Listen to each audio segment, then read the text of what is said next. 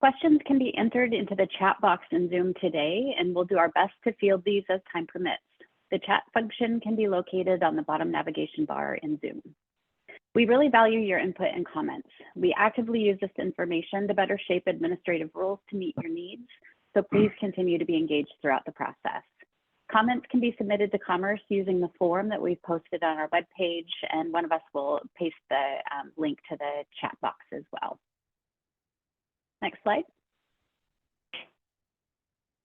Commerce's mission is to strengthen communities, and we do this through a broad range of policy and programs, including housing and homelessness, business assistance, community services, and energy, to name a few.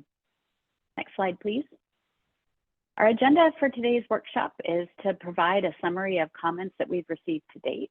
We're going to do a quick recap of House Bill 1390 and its elements. We're going to provide an overview of reporting. We're going to review the proposed rules, and we will leave time for a break and time for questions at the end. Some of the content in today's workshop will feel a little repetitive because it's a cumulative review of all of our workshops to date, and we'll work to wrap up the workshop by 12 noon. Next slide, please. So I wanted to provide some brief introductions to our rulemaking team this morning. Our entire team is dedicated to providing timely, actionable, and clear information about the state's Clean Buildings Law and requirements for district energy system decarbonization planning. My name is Emily Salzberg, and I'm the Managing Director for the Buildings Unit within the State Energy Office. Your presenters today are going to be Liz Reichert, Donnie Westfall, Luke Howard, Judy Darst, and Annalyn Bergen. We work with a dedicated and talented team of staff focused on database development, policy development, and program implementation. Next slide, please. So I wanted to take a quick step back and briefly review the role of buildings in the state's greenhouse gas emissions. Buildings have a profound impact on the environment and carbon emissions. The building sector is the state's second largest carbon polluter, second only to transportation. As Washington's population has grown, greenhouse gas emissions from buildings has increased significantly. Existing buildings create unique challenges and also opportunities as the state works to meet its greenhouse gas emissions limits in statute. Next slide, please. And now I'm going to turn it over to Liz to talk about our rulemaking process. Great, thanks, Emily. This is a look forward at the rulemaking process that you are all now likely familiar with. As a reminder, we filed paperwork to indicate that we'd like to get the process of amending our rules started back in November 2023, or what is otherwise known as the CR 101. We have hosted 4 workshops to get everyone familiar with the contents of the bill and have an opportunity to discuss important questions that need to be settled in rule with the public. And at this final workshop, after this final workshop, we will then file proposed rules as the CR 102. The public then has a little over a month to digest those rules and submit additional public comment to let us know what they'd like changed in the rule text. And then finally, we will adopt final rules for the implementation of 1390. Next slide. This is a look at our rulemaking schedule, which encompasses all of the steps I described on the previous slide. We are at our final workshop in March, the cumulative review.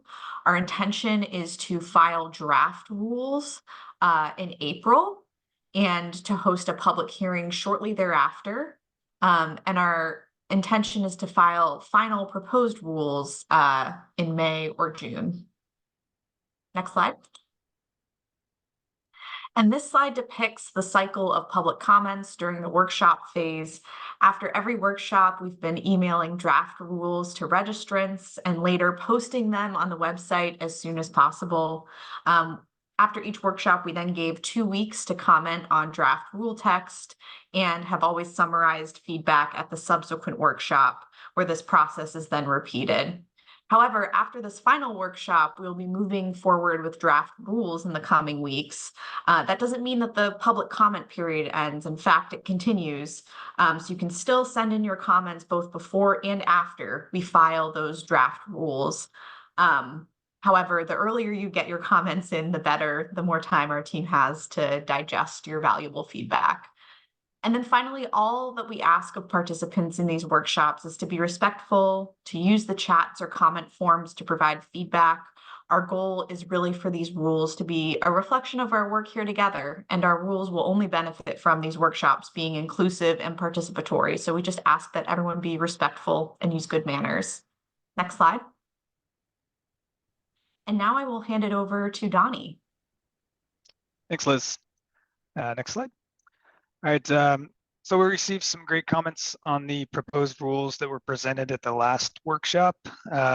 These included a handful of suggestions, such as asking Commerce to ensure the option of campus level and connected building compliance for campuses complying through the decarbonization plan. There was a suggestion that we consider and account for process loads for decarbonization of the district energy systems, and a general note on financial constraints of implementing the decarbonization plans. Additionally, there were some clarifications that we received, a request for clarifications, which included clearly identifying compliance timelines for decarbonization and how that integrates with compliance with the Clean Building Standard. Clarifying how to accurately develop the EUIT for campuses complying through the decarbonization plan. Clarifying how to accurately calculate campus EUIs and where to measure energy use on these campuses. Clarification on regarding the 10% fossil fuel electric resistance exception for the heating plan output of the district energy systems. And then just clarifying, what it was meant by opportunities for expansion of these district energy systems, and then requirements for utility engagement. Next slide, please. So we're going to do just a quick recap of the House Bill 1390 legislation. As I mentioned before, it's a bit repetitive, but it's good just to kind of re-review these rules as they were written. So next slide, or excuse me, stay on the slide. Legislation focuses on state campus district energy systems and their requirement to develop and implement a decarbonization plan. So House Bill 1390 also identifies and defines campus district energy systems and gives them the ability to opt in to the decarbonization plan requirements. So state campus district energy systems are defined as having 5 or more buildings with over 100,000 combined square feet of conditioned space connected to the district energy system. And they're owned by either the state of Washington or a public-private partnership that includes one public buildings owner and one private entity. Campus district energy systems are defined as having 3 or more buildings with over 100,000 combined square feet of conditioned space connected to the district energy system, and can be owned by a single entity, a public-private partnership with a private owner of the district system and a public buildings owner, or 2 private entities, one private owner of the district system and one private owner of the buildings connected to that system. Next slide. So House Bill 1390 legislation requires owners of the state campus district energy systems to develop a decarbonization plan that provides a strategy for up to 15 years for the state campus district energy system to decarbonize. The Department of Commerce may approve a decarbonization plan with a time frame longer than 15 years. The legislation requires the inclusion of the following in these decarb plans: mechanisms to replace fossil fuels in the heating plants, an evaluation of options to partner with nearby sources and uses of waste heat and cooling, an examination of opportunities to expand the footprint served by the decarbonized district system, and a plan that includes meeting the energy use intensity of the campus served by the district system. Next slide. In addition to the mandatory requirements, the legislation also encourages consideration of the following in the decarbonization plans. So distribution network upgrades, on-site storage facilities, space cooling for residential facilities, labor and workforce development considerations, and public-private partnerships and incorporation of industrial symbiosis projects. Next slide. The decarbonization plan is a pathway to compliance with the Clean Building Standard. so long as the following conditions are met. The approved decarbonization plan must include a pathway for complying with the performance metric of the Clean Building Standard at the time that the plan is fully implemented. So this can mean either meeting the energy use intensity target for that campus or complying through the investment criteria pathway. So additionally, an energy management plan and an operations and maintenance program must be implemented in accordance with the standard in all the campus buildings connected to the district system, regardless of whether they are covered buildings or not. Phased implementation may also be employed by the decarbonization plan, allowing for delayed implementation of any required energy efficiency measures that are beyond their useful life. Pass it to Judy now. Thanks, Donnie. I'm Judy Darst, Technical Specialist with Clean Buildings. I'm just going to talk about how we plan to integrate the House Bill 1390 rules into the standard. Next slide. This is a breakdown of the Clean Buildings Performance Standard by section. The standard is comprised of ASHRAE Standard 100 with state amendments in WAC 19450. The February 2024 version of the integrated standard can now be downloaded through the Clean Buildings website. This new version includes the Tier 2 requirements. After we complete the District Energy System Decarbonization Plan rulemaking, we will revise this integrated standard and make it available for download free of charge again. Next slide. Now we're going to talk about Clean Building Performance Standard and the decarbonization plans. Next slide. A qualified person is required for compliance of the Tier 1 covered buildings. They are responsible to benchmark using the Energy Star Portfolio Manager, establish the target or determine that they will pursue the investment criteria, develop and implement the EMP and O&M program, and either meet the target or comply with the investment criteria. Next slide. An approved decarbonization plan extends the Tier 1 and Tier 2 performance metric compliance deadline. If the decarbonization plan is not submitted or approved, Tier 1 and Tier 2 buildings may face penalties on their respective compliance date. The EMP and O&M program are expected to follow the compliance schedules for Tier 1 covered buildings. That's June 1, 26, 27, or 28, depending on the cohort and the size of buildings. And for Tier 2 covered buildings, July 1, 2027. It'll be 2030 for the buildings not covered yet connected to the district energy system. Next slide. This is a graphic representation of the timeline to track the reporting due dates of the decarb plans, EMP, O&M, and progress reports. Next slide. I'm handing it over to Luke. Thanks. Thank you, Judy. Good morning, everybody. This is Luke. Can I get a nod that everybody can hear me, or somebody can? I can hear you. Yes. Right, perfect. Okay, so this slide here is designed to kind of represent the campus energy use intensity target calculation strategy. So through the decarbonization plan, a campus that's defined as a group of buildings served by a district heating and or cooling system needs to develop the target first at a building level. So you're going to be creating your energy use intensity target at the building level, and the exceptions in section 7.2.3 do apply at the building level. So you will create the energy use intensity at the building level and then aggregate an area weighted average EUIT from that grouping of EUITs.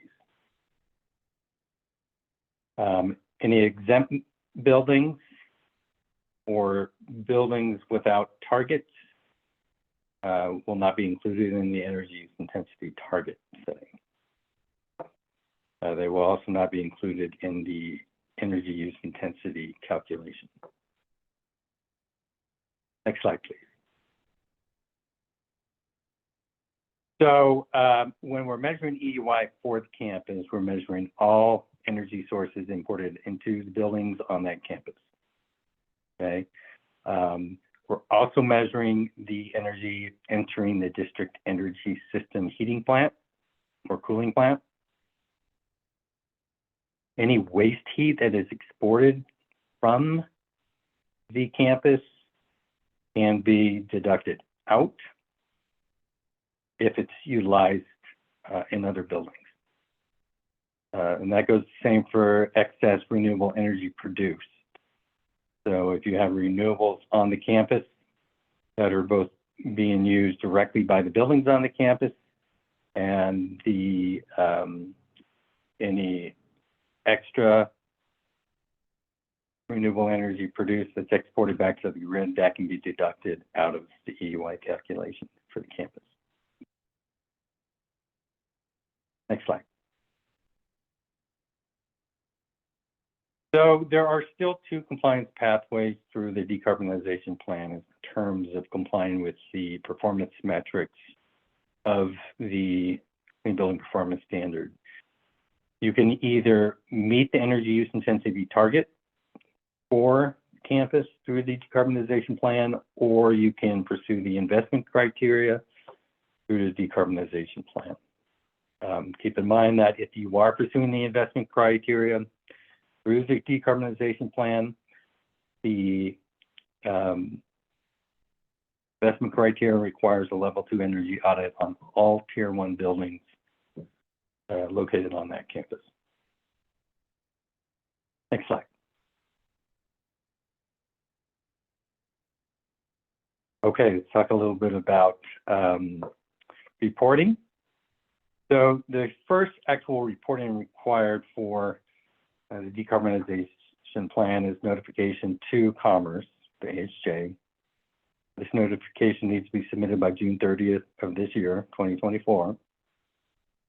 So we will have a specific form, and I'll show you a slide on that here in a moment, but it's going to list things such as the agency's name and organization's name. Mailing address, so that's a new addition to these reporting requirements. Campus name, campus owner name, and main point of contact, name, email, and phone. So we're also going to want to kind of have an understanding of what your campus looks like. So that's going to include a building name, so any individual building name and identified, and the associated gross floor area for that building, the address of that building, the parcel number, and if there is a Commerce building ID already, so if there's a tier 1 building on that campus that should have Commerce building ID, we would want that notified and to segregate it out as well. We previously, in a previous workshop, we had asked for the state property use code. We decided that obtaining that information can be onerous and it's not really essential to this notification process. So we have deleted that requirement. Next slide, please. So this is an example of what that form is going to look like when you notify Commerce of your inclusion in the decarbonization plan compliance through Clean Building Performance Standard.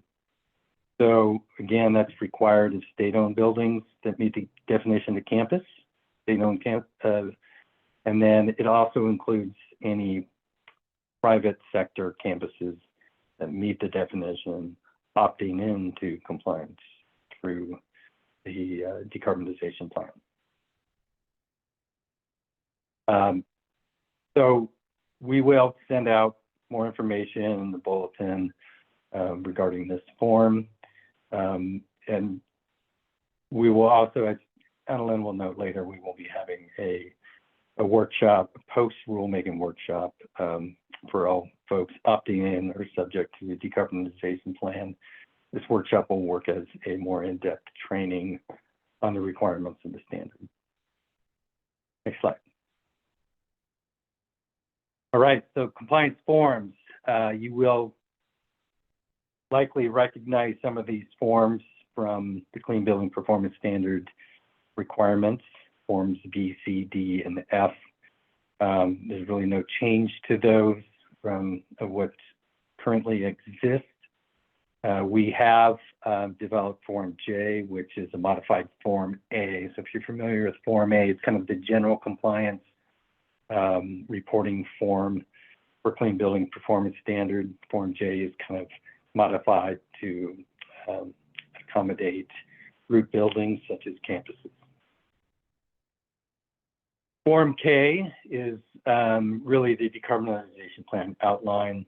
This will be submitted in addition to the decarbonization plan. You can think of Form K as a good guidance document in development of the decarbonization plan, as far as maybe a checklist to make sure you've got all the items in your decarbonization plan that's required by the standard. Next slide.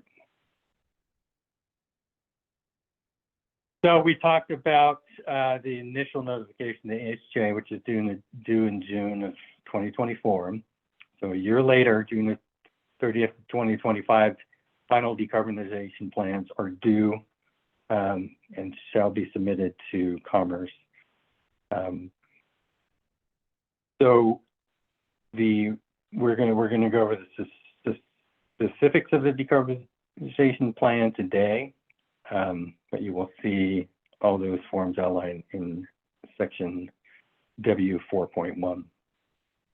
So that includes the decarbonization plan as well as the forms that we just discussed. Forms D and F may be applicable, but not for every situation. And we'll talk a little bit more about when Form D and F would be applicable to the decarbonization plan in a few slides. Next slide, please. Progress reporting is also a requirement of the decarbonization plan. So again, those subject or opting into the decarbonization plan compliance pathways, clean buildings, have up to 15 years and potentially more than 15 years to implement the entirety of the decarbonization plan. So within that, we're going to have progress reporting every 5 years. So similar to clean buildings is a 5-year cycle. The progress reporting will be part of this 5-year cycle. Since the decarbonization plans are due June 30th of 2025, it will be based on that compliance cycle or that reporting cycle. So the first progress report will start June 30th of 2030. Next slide. Well, just a little more detail on that. So the real point of the progress report is status updates on the implementation schedules, as well as identifying any changes to the decarbonization plan. So we would like to see that the schedule that's outlined in the decarbonization plan, we'd like to get a report back to whether the timeline is on schedule, behind schedule, ahead of schedule, so forth. Next slide, please. So completion reporting is the final step in compliance with the Clean Building Performance Standard through the decarbonization plan. So completion reporting would include any reporting of any exempt buildings on the campus. Again, that status may change over time.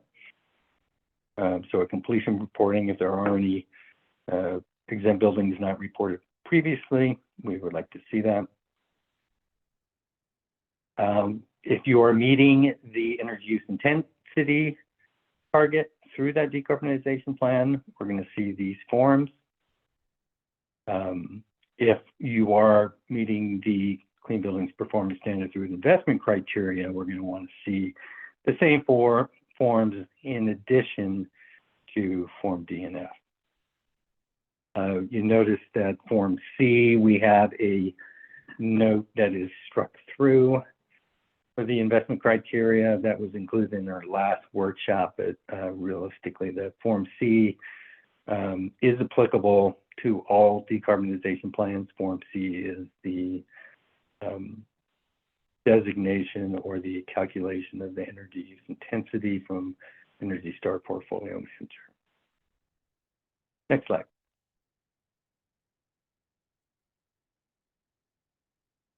All right, so here, this slide is for your records. It summarizes the last few slides outlining notification, the middle of the decarbonization plan, progress reporting, and completion reporting. Next slide. All right, let's jump into some new materials that we have not covered in previous workshops. In this slide, you'll see some definitions that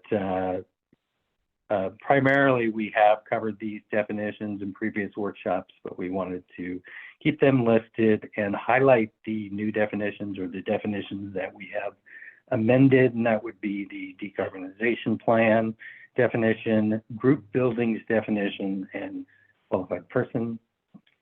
Next slide, and we'll talk about these a little more. So the decarbonization plan was originally developed just to kind of define that general term. We use the term decarbonization plan quite often within the rules and also just in speaking of the requirements. So we have amended that to be more specific. So a decarbonization plan is a plan to comply with Clean Buildings Performance Standard in accordance with normative Annex W. So decarbonizing the heating plant is not the only aspect of the decarbonization plan, so we wanted to be more broad and include the entirety of normative Annex W. Group buildings includes buildings complying at the campus level, so that would be decarbonization plan. Or excuse me, at the campus level as noted in table 7-2A and 7-4 footnote number 9. So this is a amendment that we made last fall during our Tier 2 rulemaking to allow campuses, specific campuses, that would be K-12 schools, higher ed, so college universities, prisons, and hospitals to comply at a campus level.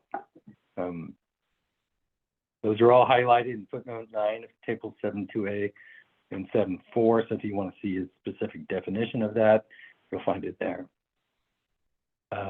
Campuses are, again, they're defined within the standard as buildings connected to a district energy system. And then connected buildings are another provision we brought into as an amendment to the standard during our fall rulemaking to allow buildings that are connected through meters to comply at that connected building level, the most disaggregated level possible. So we speak of group buildings quite a bit, especially when we talk about Form J. Form J is again, a modified Form A, and it's modified to be appropriate both for decarbonization plans as well as for group building compliance.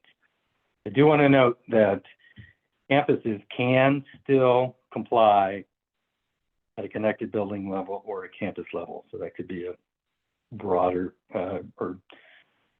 broader level. Qualified person, there has been a change to this definition. The only change to that definition is the Northwest Energy Efficiency Council has changed their name to Building Potential. So we have noted that in the published or to be published Clean Building Performance Standard.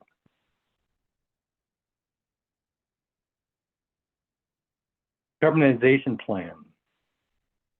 Okay, so I'm going to highlight in these slides a few of the significant proposals that we haven't discussed in previous workshops. We will also, at the end of the slideshow here, walk through the actual proposal document that you all get a copy of to review. So section W3.1.1. So we know that a big attribute of the decarbonization plan is create mechanisms to replace fossil fuels in the district energy system. the heating plants of the district energy system. So we want to make sure that the replacement decarbonized plant can carry 100% of the campus load. However, we wanted to add some details here. So a campus with a district energy system providing cooling only is required to evaluate the potential addition of a district energy system heating plant in compliance with the decarbonization plan, or NXW, or mechanisms to replace fossil fuels of the heating systems at the building level. So you have a campus, so it's defined as campus by the standard that can be heating and or cooling central system. So if you have cooling only, the decarbonization plan would need to include an evaluation of either implementing and installing a heating plant for that district energy system, or replacement of the building level fossil fuels in the heating system.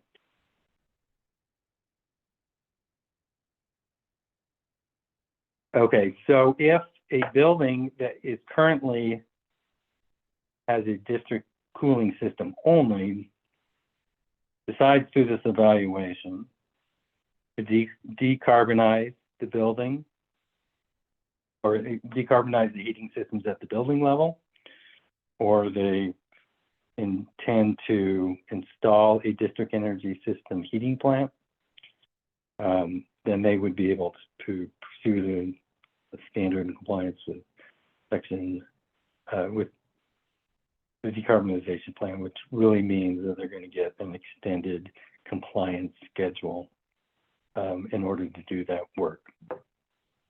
Those that determine that through evaluation that it's not sensible, cost effective to replace the building level heating systems with decarbonized systems, or to install a new heating plant, a central heating plant that's decarbonized, would be subject to a different reporting schedule. 5 years minimum, so it could be 2030. If they are implementing other strategies to improve the efficiency of the district system that's existing, so the district cooling system, or other strategies required for analysis by NXW, such as hooking to waste heat, sharing heat with other buildings, maybe a heat recovery chiller, or heat recovery on the chiller to share heat with other buildings, then that decarbonization schedule can be extended beyond that 5 years. But if they're just going to be doing these evaluations but not enacting any measures to improve the efficiency or decarbonization of the campus, then they would be given until 2030 to comply with the Clean Building Performance Standard. We'll talk a little bit more about that as we go on. Next slide. There are limitations to using fossil fuel or electric resistant sources as backup for the district heating plant, or if the campus is cooling only district energy system, but they elect to decarbonize their building level heating systems, those same limitations would apply. So you may only have a maximum of 10% fossil fuel or electric resistant sources providing heating to the district energy system, or in accordance with item B here, a building level decarbonized system. Next slide. Progress reports. So a campus with a district energy system providing cooling only, again, which does not decarbonize, would need to submit completion reporting by 2030. So that means clean building performance standard requirements would need to be met by 2030. So either the energy use intensity target for the campus or the investment criteria, including implementation of the energy management plan and the operations and maintenance program. So with acceptance of the decarbonization plan for these cooling only campuses that really elect not to do anything other than meet the performance standard, they're given this extra 5 years to comply with the standard. Completion reporting. Yeah, again, I spoke of sections 4.3 and 4.5. We'll talk a little bit more in detail about the reporting requirements in those soon. Next slide. Luke, we scheduled a break here, but we can take it a little bit later. Okay, are there any questions I can answer at this point?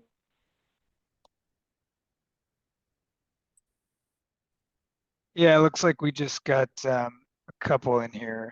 The first one is, can you clarify how building baseboard heat relates to electric resistance 10% limit?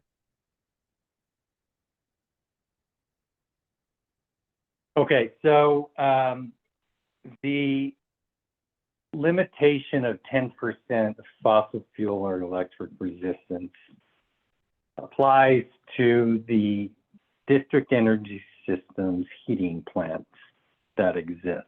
So if you're complying through the decarbonization plan, you have a central district energy heating plant, it cannot use more than 10% fossil fuel or electric resistance backup. If the building that heating system serves has its own supplemental or backup heating systems, that 10% does not apply to them. So you may have a campus where, you know, some of the buildings have some baseboards as backup or in isolated rooms that aren't connected to the district system. Those building level, the energy consumption for heating at the building level is not computed into that calculation. So this is just for the district heating plant. Now, if you elect to, if you're cooling only district energy system right now and you elect to decarbonize the building level heating systems, then the 10% would apply. So for example, let's say you have a building served by electric resistance only, but you elect through the decarbonization plan to get that 15 years to comply with the standard.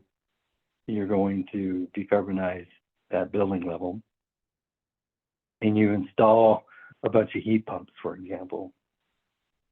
The heat pumps would need to carry 90% of that load. Heat pumps would need to be designed to carry 100% of the load, but we would allow that backup to kick in times of cold weather or when the existing system can't handle the load. Such maybe you have a rooftop unit that goes out and it's decommissioned for a matter of days or out of commission for a matter of days or weeks. Hopefully that answers that question. Thanks, Luke. Anything else? Yeah, there's a few kind of on that topic. The next is on the 10% fossil fuel limit, clarifying, is that the max by design? What about for emergency use, i.e. an electric brownout causing the electrified heating system inoperable? Can we go above 10% for this type of emergency use? Yeah, if there's some kind, the intent is that we design the decarbonized system to meet the load at design temps, right? So, and then if there are any, again, real out of the ordinary cold spells that require a little more of that backup system, or if there are brownouts or some kind of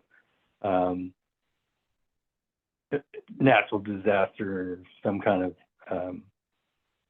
emergency situation where the backup systems needed to use more. The intent is that 10% can help fill that void.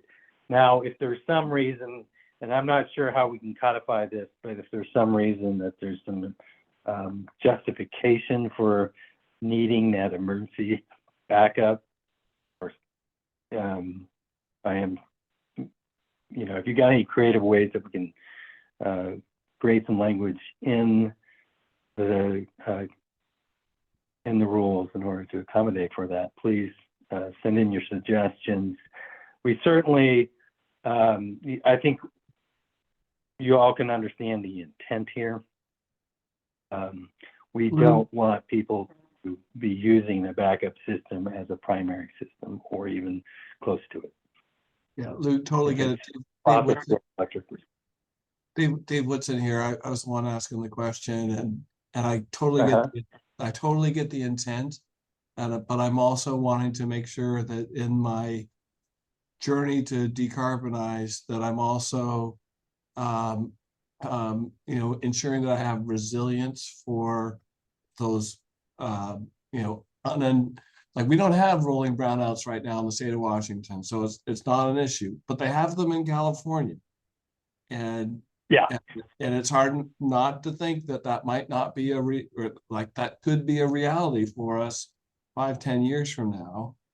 And so I want to be able to keep 2 or 3 of my gas-fired boilers just in case. I do not intend to run them, but if I have no electricity for the campus, I can't afford to not heat the campus. Yep. Oh, yep. That's certainly reasonable. If you have some suggested language, we will work on providing some language in the rules. But if you have any ideas that you want to share for our comment process, please do. Awesome. Thanks, Luke. All right, thank you. We got a few more here, Luke. Next one said, can district systems where the individual buildings do not share an ownership opt into House Bill 1390?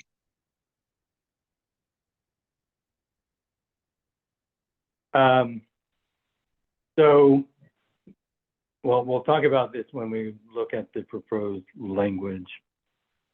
So we'll be able to look at the definition of campus at that time. But the way the legislation reads is there needs to be a one-to-one relationship between any public-private partnership where the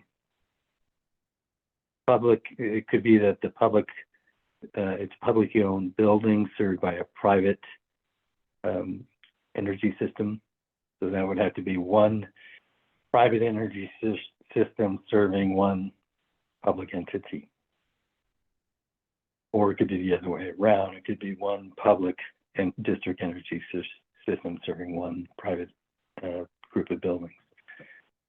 So that's how, you need to meet those requirements in order to be included in the decarbonization plan. So you can expand from that to other buildings, not necessarily owned by the same owner, but in order to start a decarbonization plan and be included in this pathway, it needs to start out as a 1-to-1 ratio relationship. Thanks, Luke. I'll reiterate this when we look at the proposed language. Thanks. Next one is, does the district energy system need to reduce fossil fuels at the site, or is there an option for carbon offsets or thermal energy certificates? So the decarbonization plan does not require any decarbonization at the building level. The only requirement for decarbonization is for the district heating plant. There are other provisions within the decarbonization plan that requires evaluation of opportunities to both reduce energy consumption and decarbonize. But the only real requirement to decarbonize is at the district energy system heating plant. And to kind of answer the second part of that, carbon offsets would not be allowed for compliance Right. to this decarbonization pathway. Thank you. Yep. And then the last question here, just having to do again with the 10% exception. Does electric resistance reheat in a VAV system also have to be limited to 10%? This could be difficult to measure. Yeah, if the VAVs at the building level, which I'm assuming it is, it would not need to be included in that 10% calc. Again, the district energy system would be needed to be designed to meet the load of the buildings, and the reheats not something that would be included in that 10% calculation. All right, thanks, Luke. That was it for the questions. Great.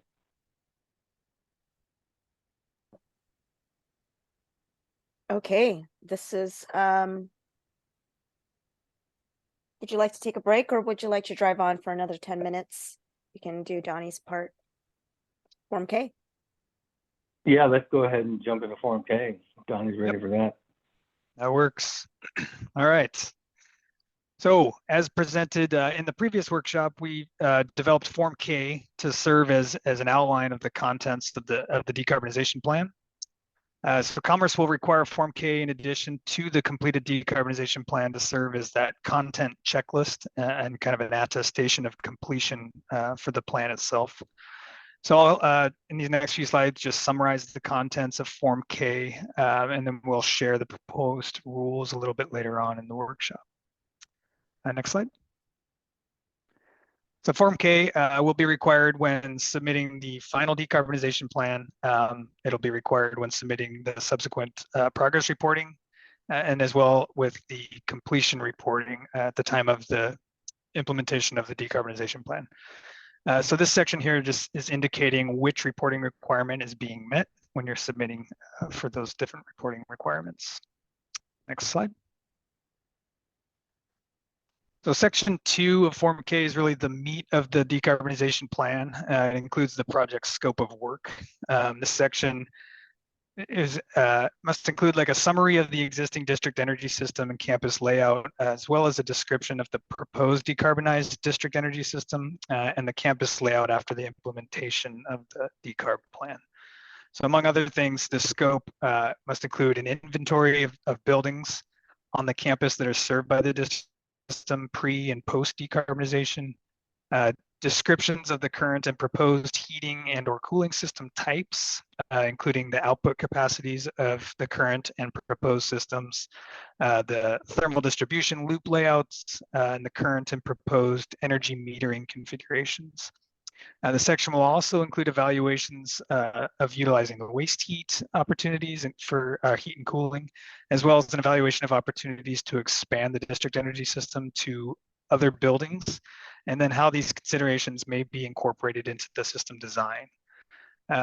Additionally, an identification of proposed heating plant backup systems that we've been kind of discussing would be included in this, as well as a description of additional energy efficiency measures that may be required to meet the performance metric requirements of the Clean Building Standard. So section 2 also will indicate which performance metric you'll be pursuing with the campus, either meeting the EUI target or complying to the investment criteria. Next slide. So section 3 of Form K is really just the recommendation or recommended considerations that were listed in the House Bill 1390 legislation. Decarbonization plan should consider opportunities for the distribution network upgrades, on-site energy storage facilities, space cooling for residential facilities, labor and workforce, including state registered apprenticeship utilization, options for public-private partnerships, and then any incorporation of industrial symbiosis projects as described in Chapter 308 Laws of 2021. Next slide. So section 4 of Form K includes the requirement that participating campuses work with their utilities through the decarbonization planning process. So this is really, we're looking for a narrative summary of steps that have been taken to engage and coordinate with the campus's utility or utilities through the design and plan development. Next slide. Section 5 of Form K should describe the proposed project timeline for decarbonization of the campus district energy system. So this should include implementation details and dates for energy management planning and operations and maintenance for all the buildings connected to that district energy system, energy efficiency measures required to meet the standard, and then all phases of the district energy system decarbonization plan, so including timelines for implementation of various components of that decarbonization plan with schedules for the new systems and estimated project timelines, including considerations for compliance with the Clean Building Standard itself. Slide. And then section 6 includes other considerations to be included in the plan and some questions specific to Form K that just help us track project feasibility. These will include any communication plans that involve efforts to inform building occupants, the utilities, funders, and the general public of the proposed decarbonization work. And then there's a few questions that identify sort of at a high level, summarize project costs and whether or not funding has been secured to implement the proposed scope of work, and then any changes to the plan that account for changes in codes, laws, or standards included in any future reduction, including any future reduction in UI targets. So remember, this Form K is going to be submitted, initially with that final decarb plan, as well as with the progress reporting deadlines, and then with that completion reporting. So these answers may change as you resubmit every 5 years. And that, I believe, is it for Form K. Thanks, Donnie. I think this is a perfect time to take a break, Luke, and then I will have switch off to you so you could present the proposed language. Sound Okay. good? Okay. We'll take a break. We'll come back at 11:01. That's a 5-minute break. Thank you. And I'm pausing recording. I can see All the right, it document. appears that, okay, hopefully it's a large enough font. I want to include the comments in the sidebar, so I can't go much bigger than this, but let me know if it's too small. Looks good. All right, so a lot of what we're going to review today is repeated information. Again, this is a cumulative review. I'm not going to go into the take a close look at every change that we've made, but the significant changes that we've highlighted in the comment bar to the right. We've highlighted any proposal or language that was not presented in previous workshops. You will note that text in black is straight from ASHRAE Standard 100. Blue font is from our WACs or our amendments to Standard 100 that was done for Tier 2 rulemaking in 2020. Red font are changes to the WAC 19450.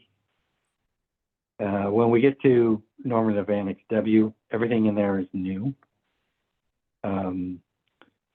So you may find some blue font and also some red font within Annex W. Just keep in mind that Annex W is new and it covers the House Bill 1390 specifically.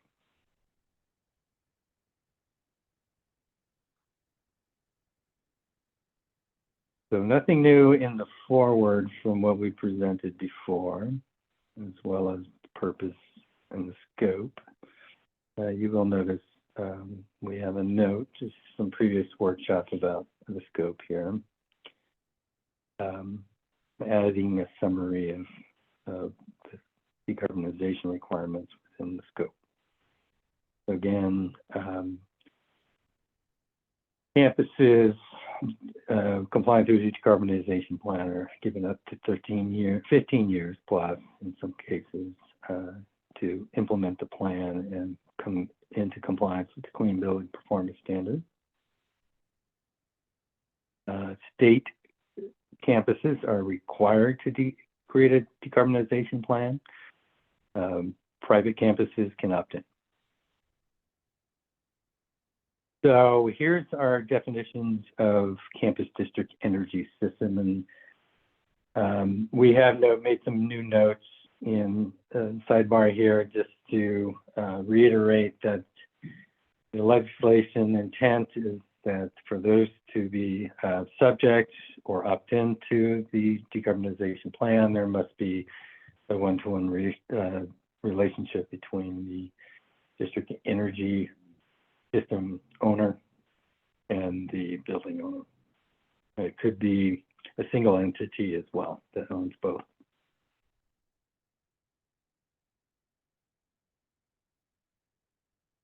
We do have an amended definition of decarbonization plan that I went over in the slideshow.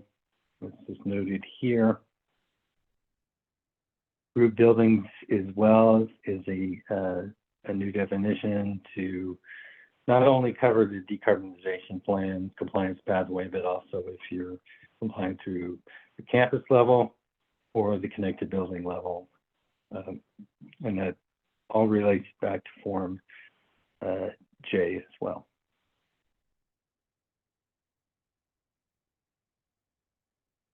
The one change to qualified person to accommodate the change in name for MEEC, building potential.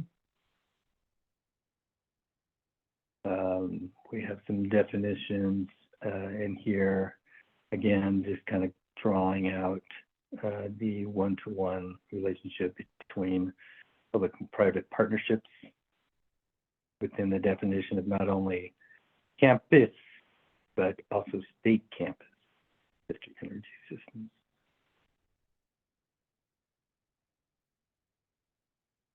Okay, so moving into section 4, compliance requirements. Again, you can kind of see what is from WAC 19450, and then you'll see the changes that we have been proposing for to accommodate the House Bill 1390.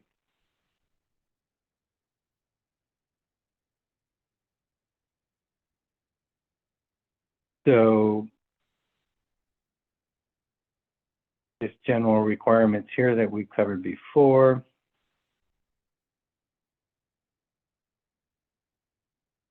Qualified person shall determine whether or not the campus seeking compliance has an energy intensity target in accordance with Section 7. They need to establish the EUIT. Their qualified person is also responsible for submitting the compliance forms in accordance with the new annex. And they will be involved in submitting a decarbonization plan as well.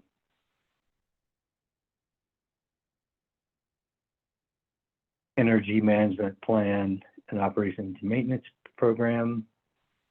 We've added some language to specifically speak of group buildings in Form J. Form J is designed as a replacement to Form A. Again, it's kind of modified to accommodate group buildings. Again, group buildings are defined as campus, connected buildings, or campus level.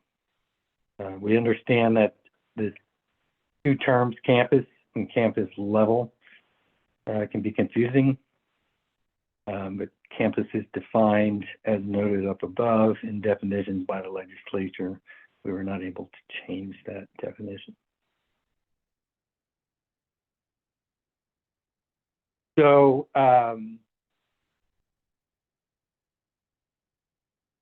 the EMP and O&M program for buildings complying as a campus through the decarbonization plan shall be implemented not only on the Tier 1 and Tier 2 buildings, but on all buildings connected to the campus. So if any building is served by this district energy system, that building needs to have the EMP and the O&M incorporated into it. However, only one EMP and O&M program is required for the campus. So for implementation of the EMP and the O&M program, implementation could be staggered, and they're all based upon the original scheduled compliance dates for Tier 1 and Tier 2 buildings. And then all other buildings that are not Tier 1 or Tier 2, their compliance date will be 2030. So that first progress reporting day for decarbonization plans, we would need to see a report that the EMP and the O&M program has been implemented in all buildings on the campus. There will be reporting requirements for your Tier 1 buildings, implementation of EMP and O&M by those scheduled dates. So again, that's 26, 27, or 28, depending on the size of the building. And Tier 2 buildings are all 2027.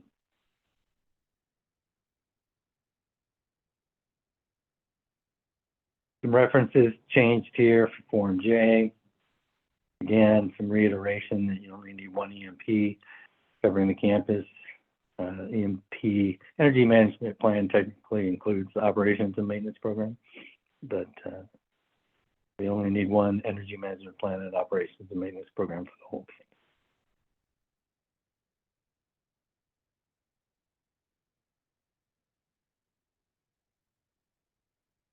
So we will need the energy use intensity reported through the Energy Star Portfolio Manager program. We will be submitting or publishing some guidance documents for how to do that within Portfolio Manager at a campus level. For the most part, you follow Portfolio Manager's guidance, but there are some nuances that are specific to the Clean Building Standard. So those details will be released in a guidance document rather than within rules.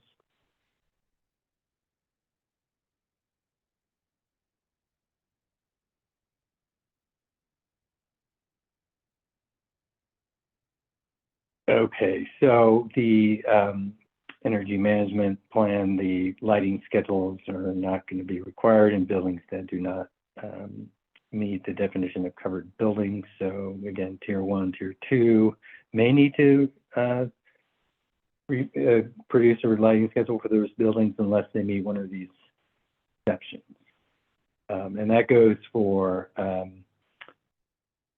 the lighting satisfaction survey as well.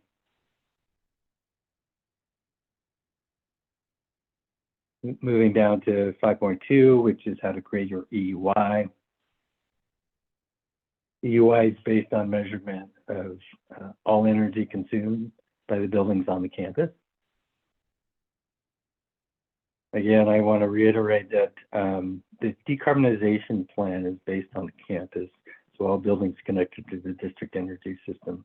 However, campuses can elect to comply at a broader scale through the campus level, so it includes all buildings on the campus, even ones that are not connected to the district energy system. So that would just be compliance with the performance standard requirements, the EMP, the O&M, benchmarking, and the performance metric. Or they can also comply at a connected building level as well. The connected building level means the most disaggregated level that a group of buildings can comply at based on the metering configuration. So if you can't comply without including other buildings because you share meters with those buildings, then you can comply at a connected building level. That's the intent of that allowance. And that's defined in Section 3 definitions. You'll find a definition of connected building. And that was an amendment made during Tier 2 rulemaking. Energy use intensity target development. again, like I noted in the slideshow with that graphic, you develop the target for the individual buildings first. And that's where you can apply these specific exceptions. These are intended to be applied at the building level. And then you take that individual building EYT and then create an aggregate EYT, area weighted. And we'll provide some specific details in guidance document to draw more connections to that process. Let's see if there's anything I missed up here. So one thing to note, that if you have a building on the campus that's connected to the district energy system, that is a building without a target, you'll need to submeter that out as part of the decarbonization plan. And that building will not be included in the target for the standard. For example, you have a building that's a data center, so it's more than 50% data center. This provision would require that building to be submetered out. So you would not use that GFA in the target development, or you would not use its energy use in the EY calculation.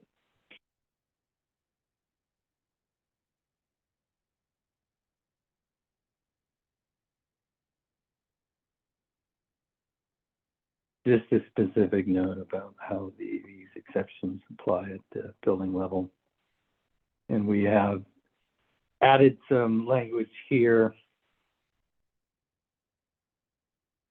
to specifically state that buildings without targets shall be metered separately and not included in the ERT development.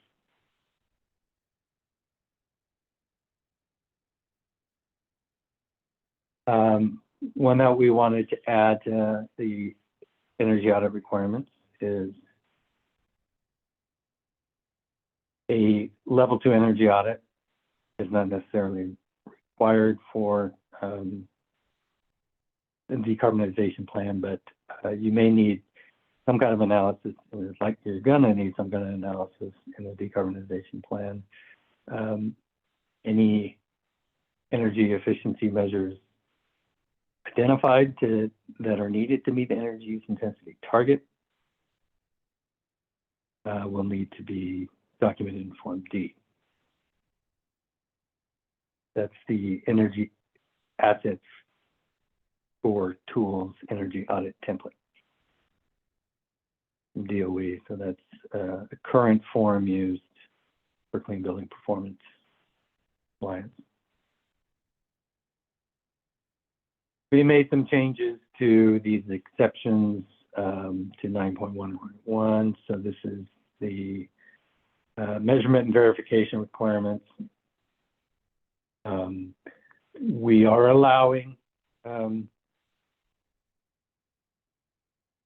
compliance through the investment criteria for decarbonization planning. That would require energy audit, level 2 energy audits on all tier 1 covered buildings, which would identify the cost-effective energy efficiency measures and the associated savings with them. That savings can be produced either by implementing those energy efficiency measures or by the improvements to that district energy system. And maybe that the district energy system improvements save as much, if not more, energy as those identified in the investment criteria. And again, that would take level 2 audit on all tier 1 buildings. It can be a combination of improvements to the district energy system savings, as well as you may have some remainder savings that need to be accounted for in order to equate to what was identified as cost-effective energy efficiency savings in those level 2 audits. It could be a combination of both improvements to the district system and individual building level We're also allowing that the savings, whether you're pursuing the energy use intensity target or through the investment criteria, those savings can also be attributed to energy efficiency measures implemented in tier 2 buildings or even smaller buildings. So the real intent here is to allow compliance with the performance metrics of the Clean Building Performance Standard for campuses, utilizing the best investment for the dollar. So if that means implementing a lighting package in a tier 2 building over an envelope measure in a tier 1 building because the savings to investment ratio is greater, and you still meet the total energy savings required by the investment criteria, or you meet the energy use intensity target for the campus. We don't really care what building you put those improvements in. And again, any improvements to the district energy system efficiency will be recorded in the energy use intensity for the target for the campus.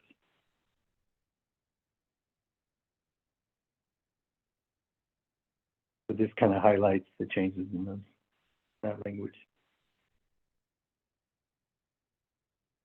Okay, so we're jumping into Annex W now. Johnny, are there any questions that you think I should answer at this point or keep rolling? No new questions at this point. Okay. So again, normative Annex W, everything in here is new relative to what's published in the standard currently.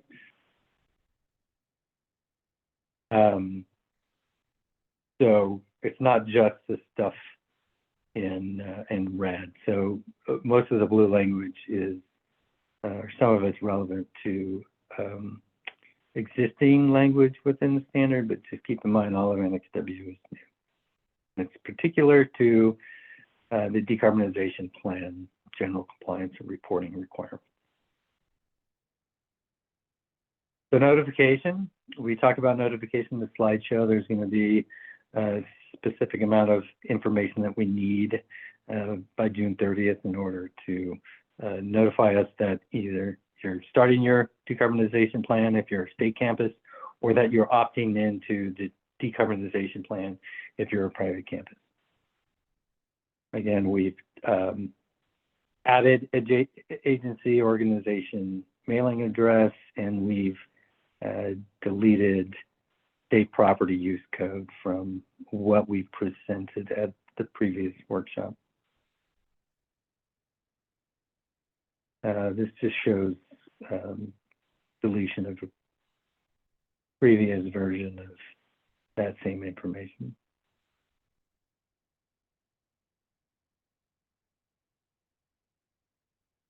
Again, you'll see some notes on the sidebar that talks about, kind of clarifies some of this information, where we got some of the requirements as well. Pointing out that the decarbonization plan should provide a strategy for up to 15 years. And that Commerce can also accept decarbonization plans that have a longer implementation schedule if based on evaluation it's justified.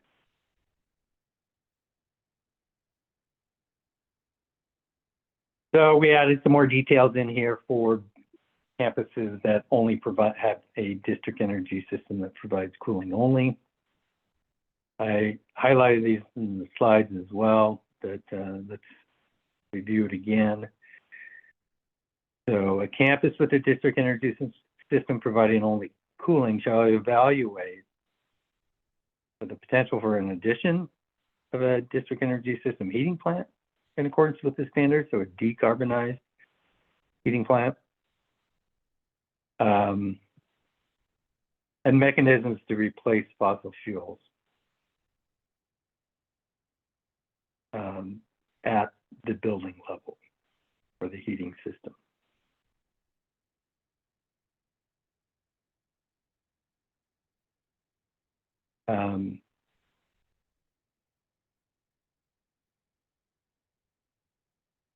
So where an evaluation does lead to decarbonizing of the campus heating system, whether it's for the central, creating a decarbonized central system, heating system or at the building level, then the compliance deadline would be evaluated to 15 years or beyond. And we talked about the limitation for fossil fuel and electric resistant heating for that heating plant, or if you are electing to do building level decarbonization of heating systems, that 10% again applies there as well.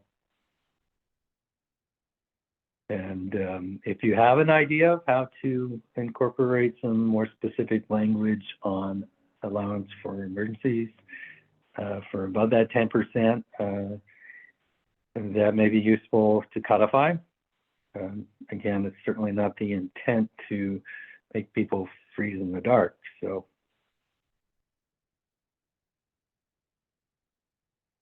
what we really don't want to see is people decarbonizing their district energy system, maintaining their existing boiler systems and running that primarily for whatever reason.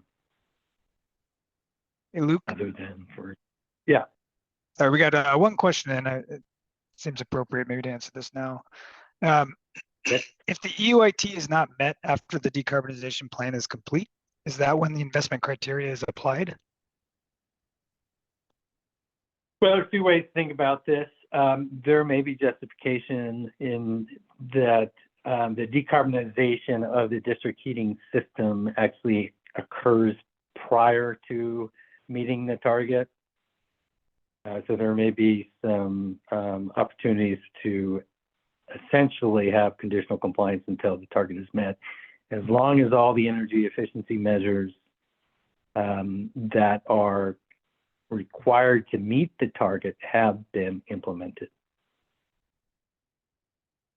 So they don't necessarily need to coincide at the same time on the same schedule. Yeah, And Dave Woodson here. alternatively, Yeah, I'm the one asking the question, and I'm just like, I mean, there's elements of the work that we're going to do through the decarb plan that is going to reduce our EUI, and we believe that by the time our decarb plan is complete, we will be compliant at that aggregated campus EUI target. Like, so, but the question is, am I needing to do? Because if I've added it all up on day one before I've started anything, I technically would be out of compliance. And so am I needing to do, in addition to the work that I plan to do, am I needing to do go down the that investment criteria pathway and do audits of all the systems? It feels like it's I mean, I'm hoping the answer is no, because I feel like that's creating an additional set of work for me to do, even though I know I will get there as I implement my plan. No, yeah, the decarbonization plan needs to include an evaluation and analysis to have a plan to meet the target by the time full implementation of the decarbonization plan is had. So, if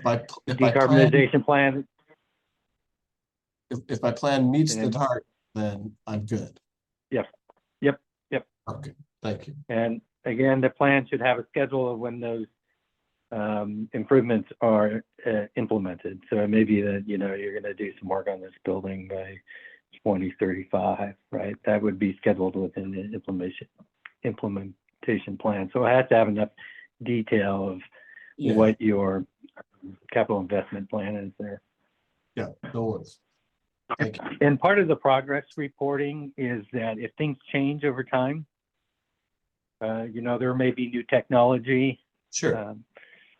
that becomes available that is better value than some of the measures that you've booked out in the decarbonization plan. That would be the opportunity to Okay, make so it's more if I put together my decarb plan and the result of that was I still wasn't going to hit the EUIT target, that's when I would need to go down the investment criteria path. correct. Yep. Got it. Thank you. So yeah, we're really hoping that decarbonization of that district energy system really creates some value in energy savings to get you to that target, close to, if not below it. Hopefully that's the primary investment.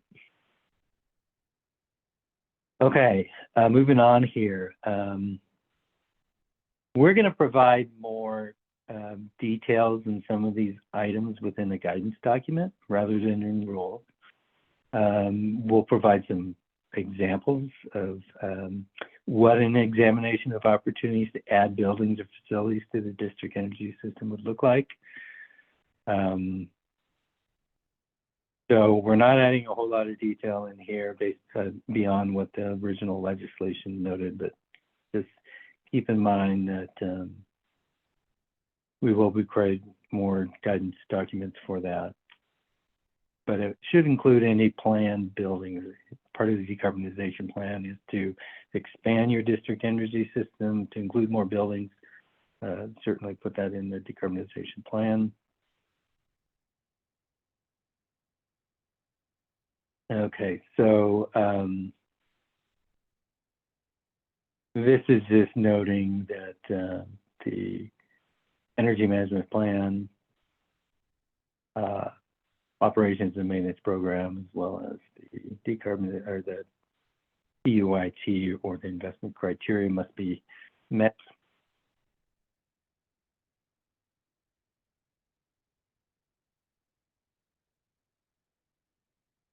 Again, this is that recommended district energy system decarbonization plan considerations. Donnie went over Form K. And again, you can think of Form K as a checklist for all these items that we're covering here in Annex W.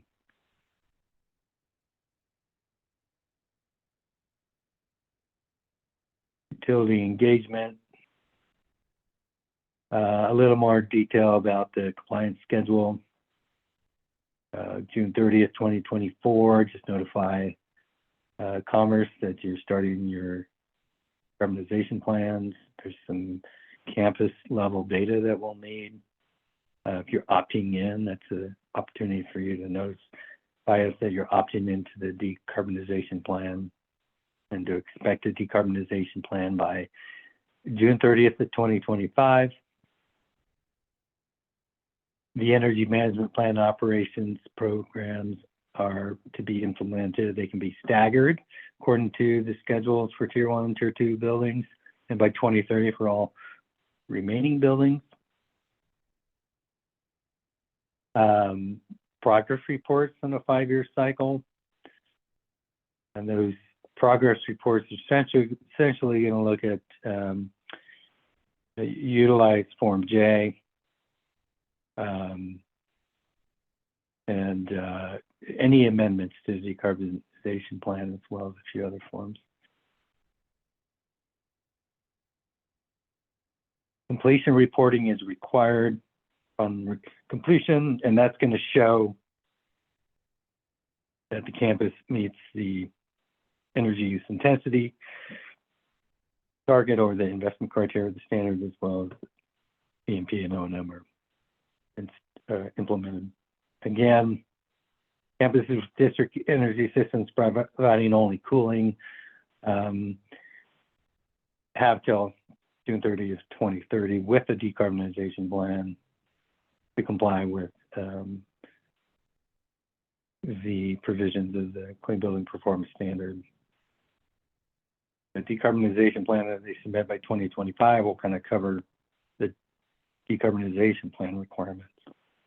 If they elect not to install a district energy system heating plant or do building level decarbonization of heating, then their compliance date will be 2030. If they add some other features that are outlined here, some of these recommended features, compliance dates can be adjusted according to their schedule for implementation of those items.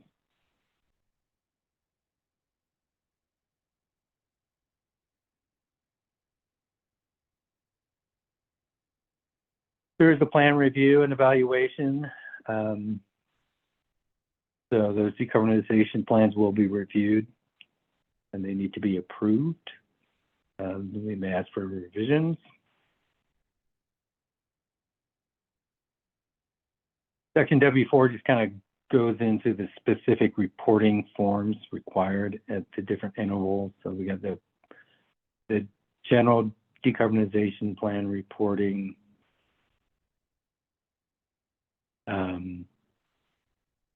progress reporting,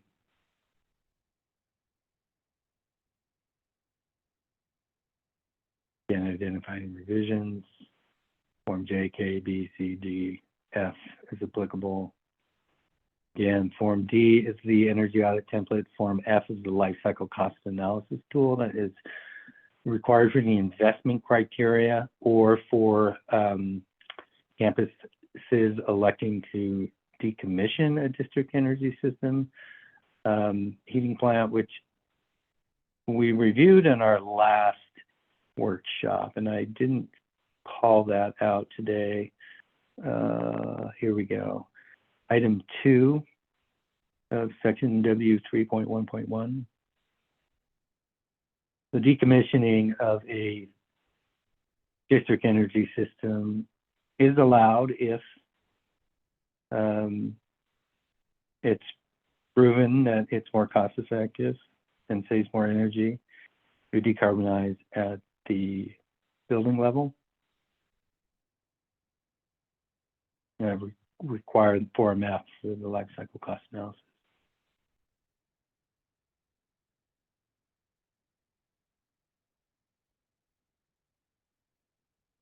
Again, progress reporting.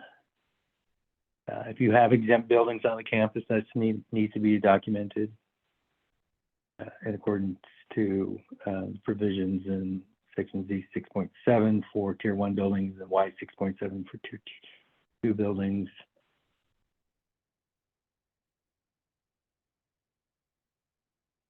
If you do have exempt buildings or buildings without targets on the campus, they do need to be sub-metered out. In theory, you could leave them, but you need to include the energy use form, but not the gross floor area in your EUI calculation. So that wouldn't be advantageous at all. But if you have a campus that's super energy efficient, you still might be able to do it without sub-metering those buildings out. Different reporting requirements depending on whether you're compliant through the decarbonization plan or through the EYT or the investment criteria.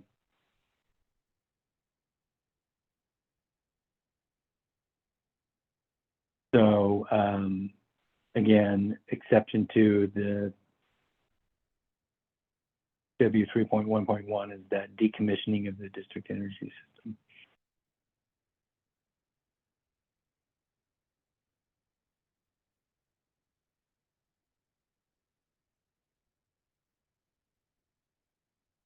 So all buildings, we've scratched this out because all campuses through the decarbonization plan are required to be able to measure energy use intensity for the campus and even more disaggregated in many cases.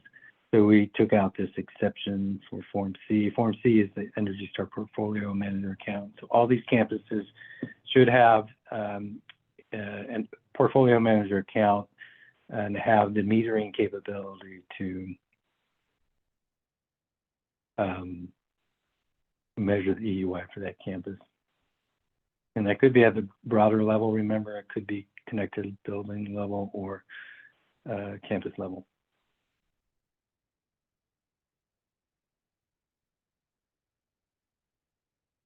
just a note about the requirement of Form F for that life cycle cost analysis for investment criteria or decommissioning of the district energy system.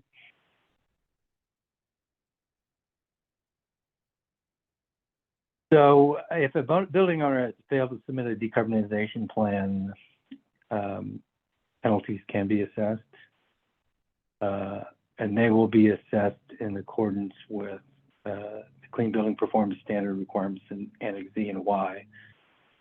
So those penalties are assessed based on Tier 1 and Tier 2 buildings.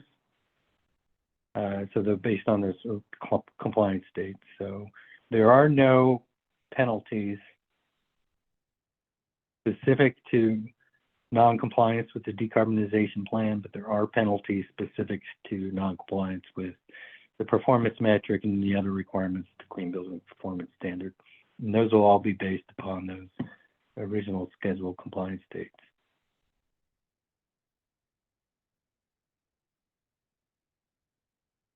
More details on compliance forms. We went over Form J and Form K. Pretty much just listing all the summarizing all the requirements of Annex W. What kind of information needs to be reported to Commerce in order to verify compliance with standard.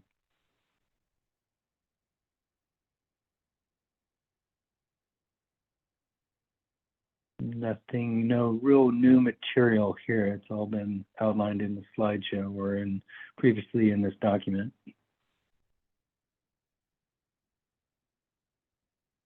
Again, we will be providing some more detailed guidance on how to submit and develop an Energy Star portfolio manager account for campus.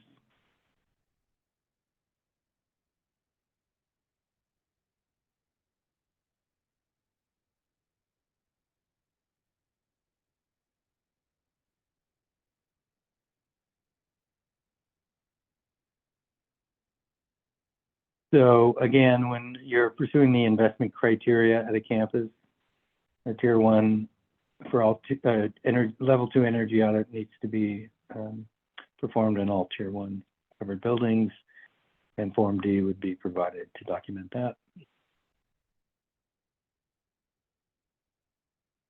And then we have the investment criteria here, Form F, all Tier 1 covered buildings pursuing the investment criteria.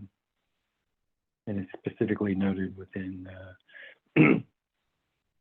any campus that is evaluating decommissioning of their district energy system heating plant.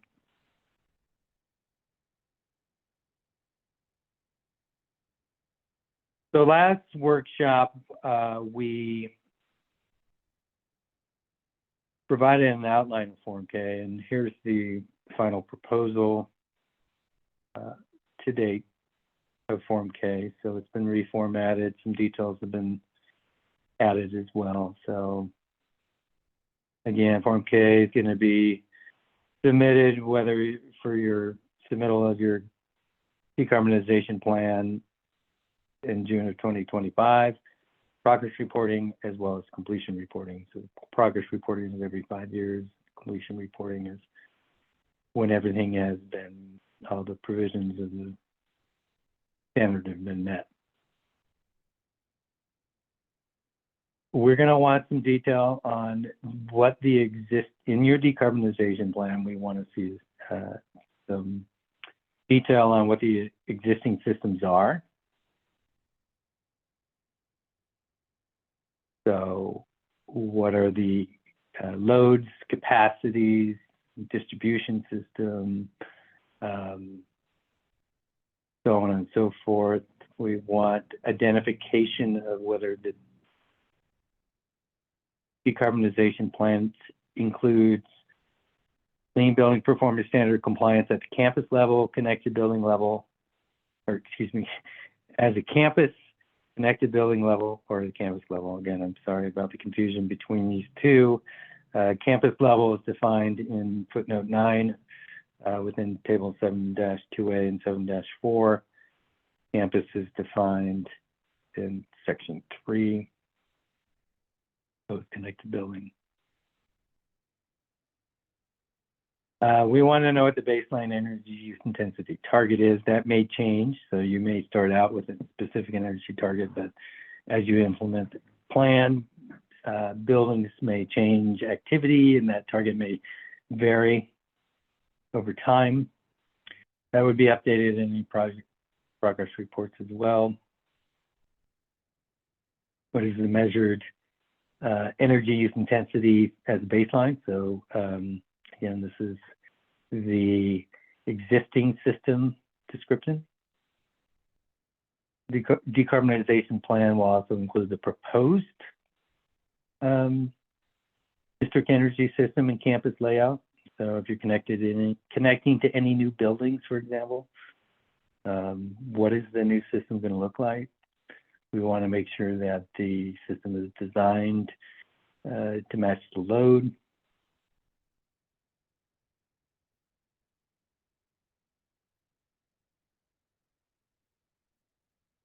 You know, such thing as evaluation of possible options to partner with nearby sources of waste heat and cooling. Again, this is could be a useful checklist. It's nothing else to guide through the decarbonization plan development.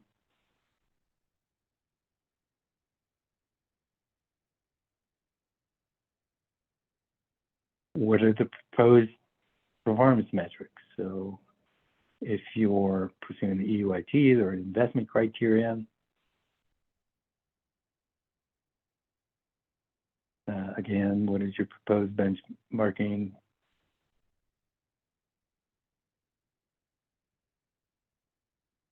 Proposed target? Your projected EUI? And Form D and Form F were applicable.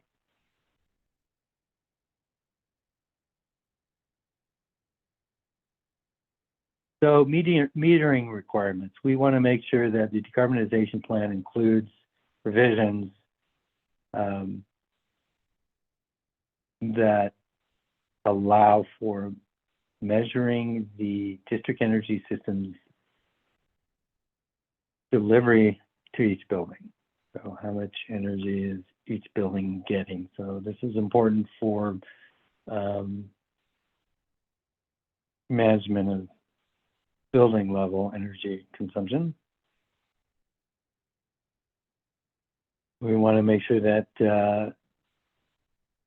the metering allows you to measure the EUI depending on whatever level you're going to comply with the standard at.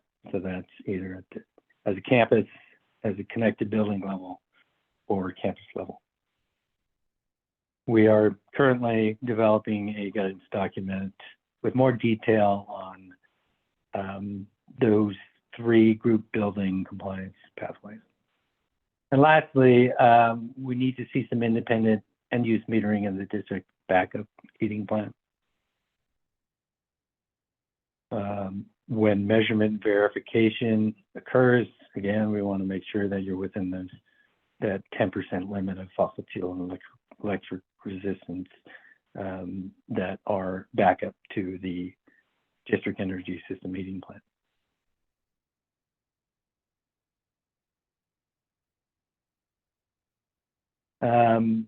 Again, the recommended district energy system decarbonization plan considerations, make sure we include that in the decarbonization plan.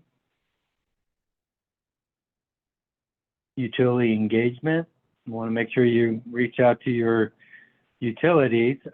Within guidance documents, we're going to provide more detail on what folks should be looking out for.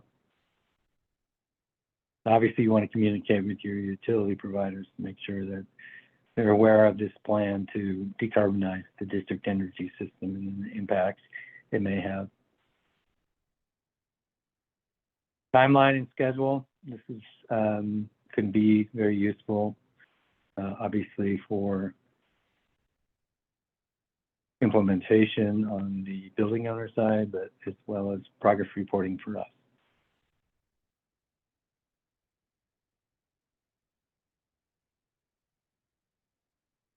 So a little more detail here that we've added in.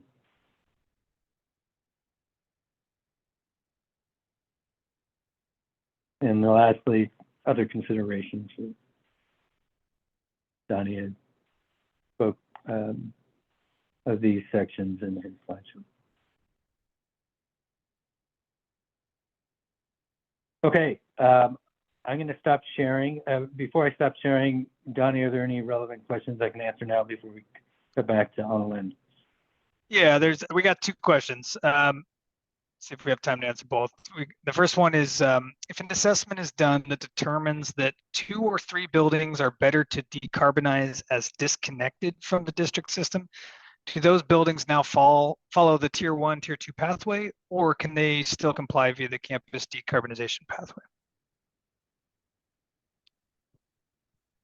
It's likely that they will be able to, well, I might have to put a little more thought into that.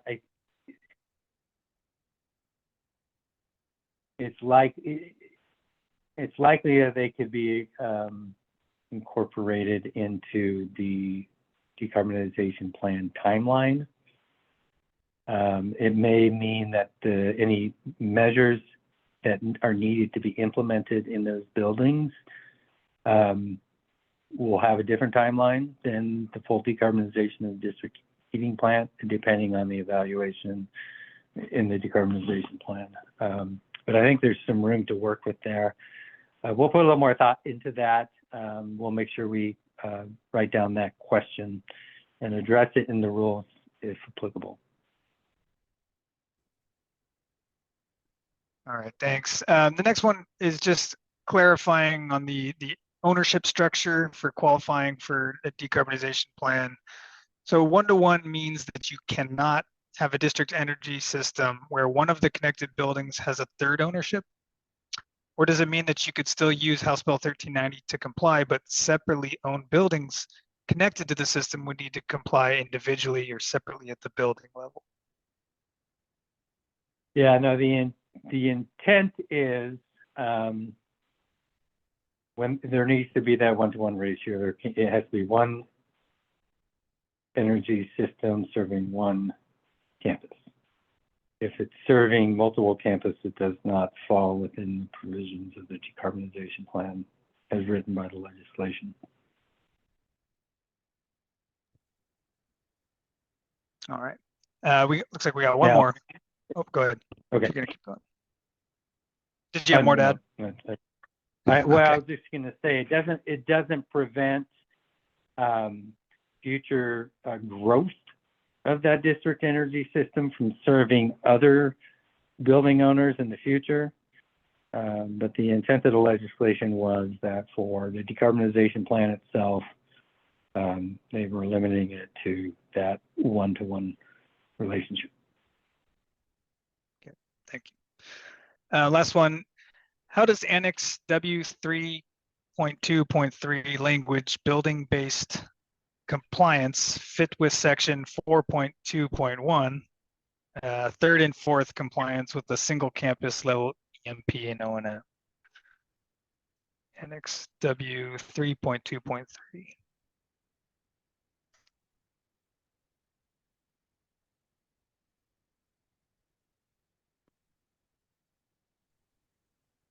Yeah, this is Norm. Yep. Yeah. It's a little confusing question. The narrative question really is if we're supposed to submit energy management plan and operation and maintenance plans per that per the size of the building. Mm-hmm. How does that fit with section 4.2, where we're allowed to submit one energy management plan for the entire campus? Well, the idea is you build on that, you build the one energy management plan, the decarbonization plan over time. So start with the energy management plan, including the largest buildings. So they're covered by an operations and maintenance program come 2026, 27, and 28, depending on the size of the buildings.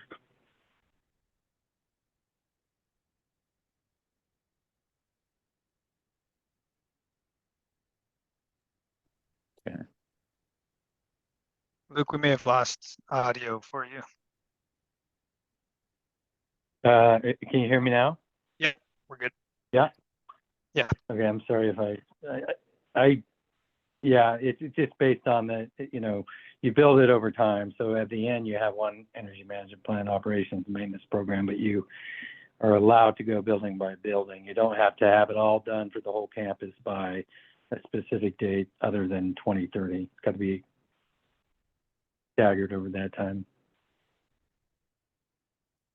Yeah, that sounds okay. good. I'm going to stop sharing. I'm going to let Annalyn wrap this up. Great, thanks, Luke. Do you guys see the presentation? Yep. Okay, great. I'm gonna wrap this up. We only have a few minutes left till noon. Respect your time. Just gonna go over some case studies and resources. I mentioned this last workshop. When you receive a copy of the presentation, you could click on these and it'll direct you to the case studies. And then also these resources. And with the International District Energy Association, you'll see like best practices, other case studies, directory to experts, and their thermal energy storage handbook. Also, if you participate in the DOE's Better Climate Challenge, it offers opportunities for peer exchange and technical assistance. Commerce support. As Luke has mentioned throughout the presentation, we'll schedule a webinar after the rules are adopted, so sometime this summer, and then we're working on guidance documents, and then we'll also have this living like Q&A document in which we'll answer the question, and we'll just kind of keep it updated as we receive questions and we answer it, so everybody can look through that in case we've answered the questions before, or it's something that you've been wondering about as well. And then these two, as Luke mentioned, sometimes an audit can be used for compliance. So energy audits for public buildings, we have that program. It's for the tier 1 buildings. Again, when you receive these, when you receive the PowerPoint, you can just click on the link. It'll take you to some documents that kind of provides you more information about the program. And then lastly, Commerce provides Commerce is known for a number of grants and loans programs, so check out the Commerce Energy homepage.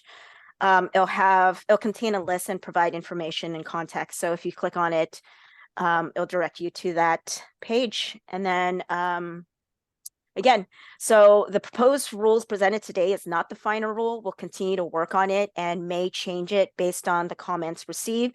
Your comments are very valuable. Your questions are very valuable, and it'll allow us to kind of think about it and hopefully explain it or kind of make some clarification within the rules or for our guidance document. So please review the proposed rules, submit comments and your questions.